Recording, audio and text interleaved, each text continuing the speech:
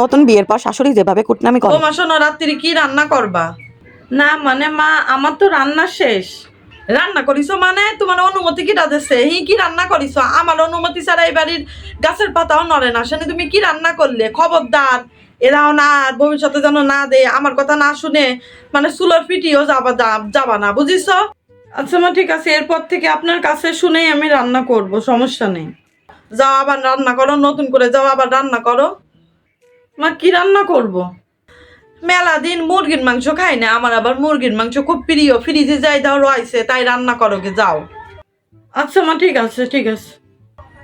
মা শোনেন, আপনার ছেলের সাথে একটু আমি বেরোচ্ছি। ও পুলারে নে ঘুরতে যাবা, কোনো সমস্যা নেই, আমিও যাব তোমাকে সাথে। দাঁড়াও, আমিও রেডি হয়ে আসতেছি, বুঝিছো? দাঁড়াও। আচ্ছা মা ঠিক আছে, চলেন। বৌমা শোনো, গতকালকে রাত্রে কয়টা পর্যন্ত জাগিয়েছিলে তোমরা?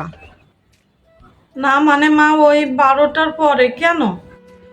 শোনো বৌমা, হ্যাঁ আমার পুলা বাইরেতে কাজ বাজ করে আসে, তোমার এই বক বকানি শোনার জন্য না, ঠিক আছে? আমার পুলারে একটু ঘুম টম পড়তে দিও, এইভাবে আমার পুলারে জ্বালায় শেষ করে না। 12টা পর্যন্ত কথা কয়েছে, আমি পাশের রুমে তো সব শুনেছি। খবরদার এরপরে তো জানো আমার পুলারে কোনো রাত্রি যেন কোনো ডিস্টার্ব না করা হয়, ঠিক আছে? দরকার হলে তুমি আলাদা রুমে শুবা, বুঝিস? আচ্ছা মা ঠিক আছে, এরপর থেকে আর হবে না। আর বৌমা, তুমি বাপের বাড়ি যেতে চাচ্ছ কবে? মা কাল বিকালে যেতে চাচ্ছিলাম। ও ভালো কথা, কিন্তু আমার পুলারে কিন্তু নিয়ে যাওয়া যাবে না। যদিও বা যায় তোমার দিয়ে চলে আসবে, না হলে তোমার সৌজায় দিয়ে আসবে, বুঝিছো? আমার পুলা কিন্তু যে তার শোর বাড়ি থাকবে না, আমাকে বংশের একটা মান সম্মান আছে।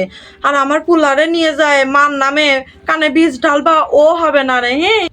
ও হবে না রে, বুঝিস? আমি আগে থেকে সতর্ক থাকবো। ওই সব হবে না রে, যে আগে দিয়ে আসবে সেইভাবে থাকবা। তোমার যে কদিন ইচ্ছা থাকবা, তাতে আমার দুঃখ নেই, কিন্তু আমার পুলারে রাওয়া যাবে না, বুঝিস? কানের মধ্যে ঢুকোই নিও। ঠিক আছে মা ঠিক আছে।